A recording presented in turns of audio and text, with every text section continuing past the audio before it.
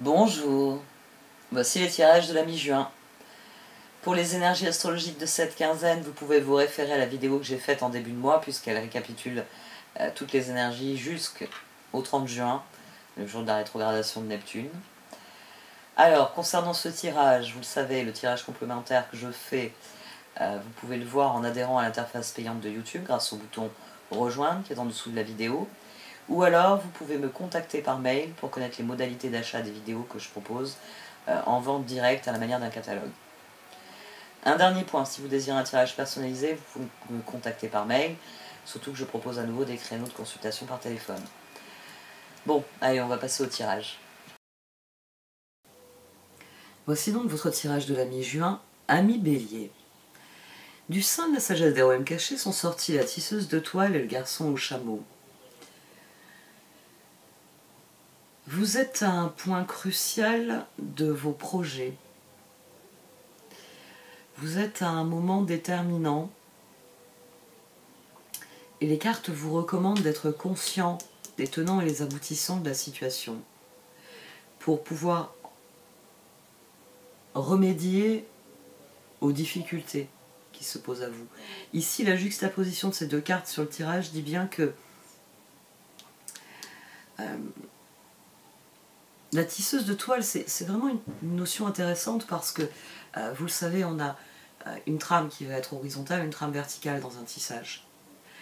Et c'est pour bien vous faire comprendre que une succession de choses dont vous êtes responsable comme non responsable vous ont mené là où vous êtes.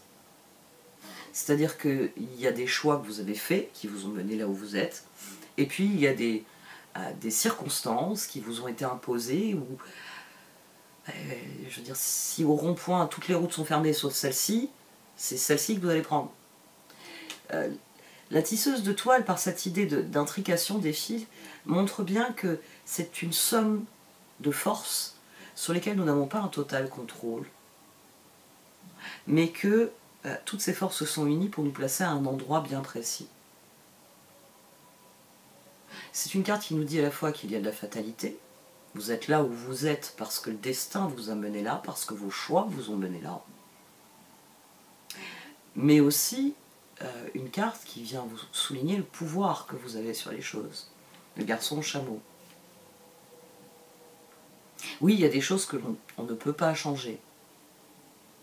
Il y a des choses sur lesquelles on ne peut pas faire de choix différents, on ne peut pas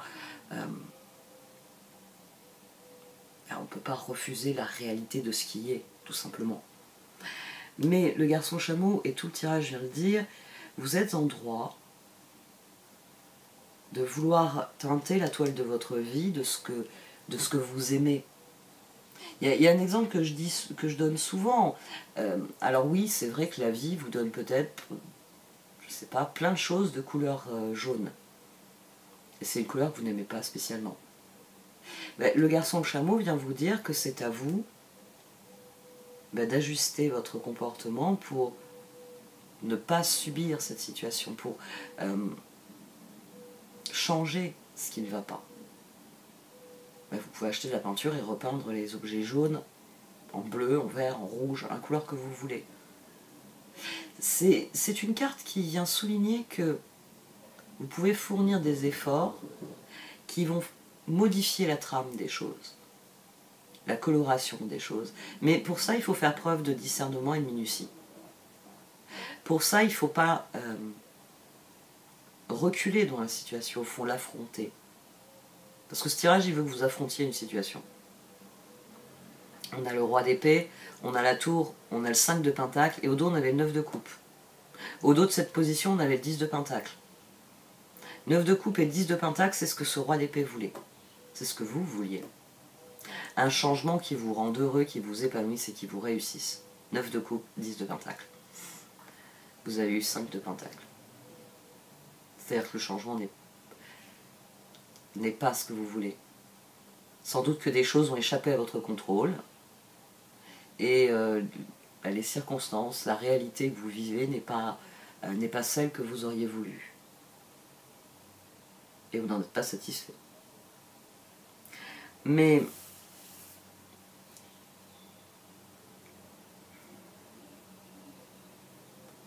ici, il ne tient qu'à vous, et ce 9 de coupe et ce 10 de pentacle le disent bien, il ne tient qu'à vous de surmonter ce 3 d'épée, de surmonter ce 5 de pentacle.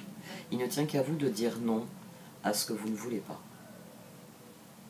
Vous n'avez peut-être pas eu le choix, ça existe qu'en jaune. Bon, ben, je vais apprendre à le fabriquer moi-même pour le faire d'une autre couleur.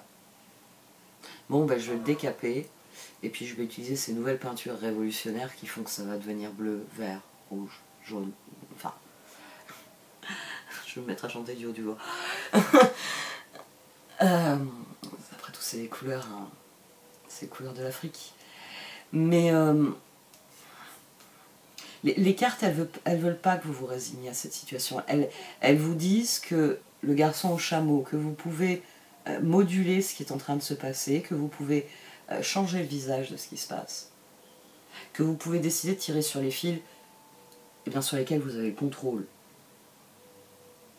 Les choses qui relèvent de vous, de ce que vous pouvez faire. Le garçon au chameau, c'est vraiment une carte qui vous encourage à progresser pas à pas parce qu'elle vous dit tu as ton libre arbitre. Et il ne tient qu'à toi d'assumer ce libre arbitre, de prendre tes responsabilités, de faire les choix qui dans ton esprit s'imposent. Et ce que tu ne peux pas changer, ce que tu dois subir, ce que tu ne peux pas faire évoluer, mais tu peux le contourner. Tu peux trouver des solutions créatives pour que ça devienne ce que tu veux que ce soit au final. Ici, le monde, le 5 de bâton et le 4 de coupe. Les cartes, elles vous disent qu'il ne faut surtout pas se résigner. Le 10 de pentacle au dos le dit, vous êtes sur la voie du succès. Alors oui, peut-être que certains éléments de la situation ne vous conviennent pas. Mais si vous faites preuve de discernement, si vous mettez l'énergie nécessaire dans cette situation, elle peut changer. Elle peut réellement changer. On a le 5 de pentacle, on a le 5 de bâton, et là on a le pape. Le 5 de bâton, alors je dis souvent que c'est une carte qui est très difficile, oui, parce que dans un 5 de bâton, on est dans une lutte qui peut aboutir à du 5 d'épée. C'est-à-dire je lutte pour lutter. Je suis tellement à creuser de nouvelles tranchées que je ne vois pas que les choses s'enlisent et que je vais y rester dans ces tranchées pendant des années, faute d'affronter certaines réalités, sans doute. Dans le 5 de bâton, on peut vraiment tomber dans le piège du diable. Bon, c'est quand on arrive au stade du 5 d'épée que ça devient vraiment visible, mais c'est une énergie qui reste tout de même positive parce que parfois il faut savoir lutter. Parfois pour dire non à quelque chose, il faut tout simplement lutter. Mais je le dis assez souvent, et les cartes vont souvent dans ce sens, donc je pense qu'elles iront aussi dans ce sens dans la deuxième partie, il faut choisir ses combats. Ici, le combat le plus important, c'est l'avenir. C'est pas le passé. C'est pas tout ce qui vous a mené ici. C'est pas le mauvais résultat actuel. Non, il faut vous battre, refuser cette fin, refuser ce 5 de pentacle. Je mérite mieux. Ouais. Les béliers doivent être capables de dire ça, normalement. Je mérite mieux.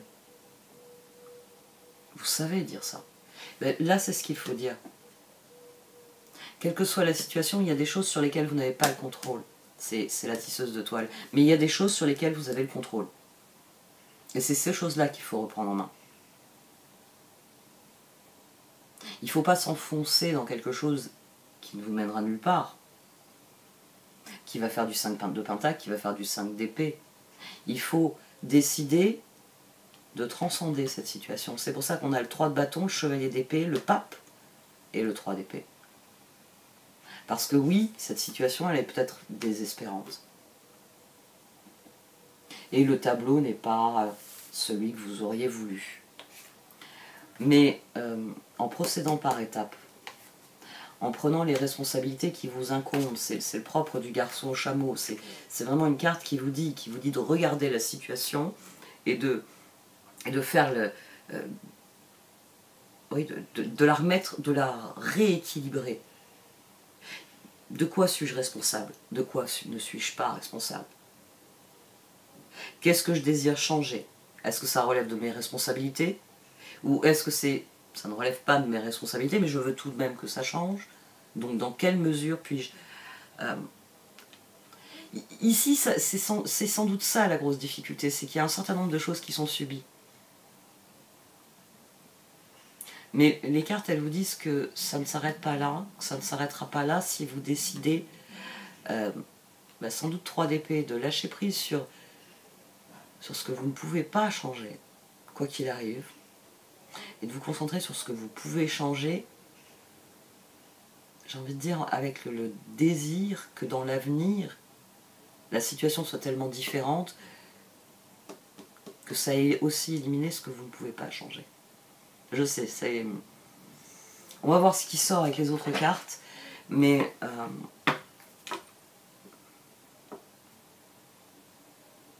il faut que vous affrontiez la situation, que vous fassiez votre deuil de ce que vous ne pouvez pas avoir et que vous vous battiez pour ce que vous pouvez avoir. Parce qu'il y a toujours des choses auxquelles vous pouvez prétendre, auxquelles vous avez droit. Mais pour ça, il faut regarder la situation. Le maître de la minutie au dos est très intéressant. Le roi d'épée et le pape aussi. C'est une association qui est toujours très intéressante. Parce que le pape, en venant sur le roi d'épée, souligne que... j'ai envie de dire souligne la nature humaine du roi d'épée.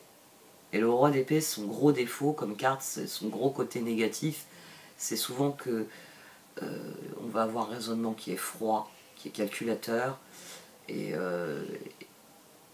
c'est le juge. C'est le juge qui ne regarde que la loi, qui ne regarde pas les circonstances, le roi d'épée. Mais ici, avec le pape, avec la tisseuse de toile, il faut regarder les circonstances pour mettre de la minutie. Voir à quel endroit, si je touche ce domino, à terme, il y a le domino là-bas, celui qui m'embête vraiment, il va finir par bouger. Parce qu'il y a de ça dans ce tirage. Ça vient vous dire de vous occuper d'abord de ce que vous pouvez faire. D'être bien conscient de ce que vous pouvez faire. De laisser tomber les combats qui n'en valent pas la peine. C'est là qu'un 5 de bâton est bon. Quand on choisit un combat, c'est le bras de fer. Ça passe ou ça casse. Le 5 de bâton est très bon dans ce sens-là. Je choisis mon combat, je le mène.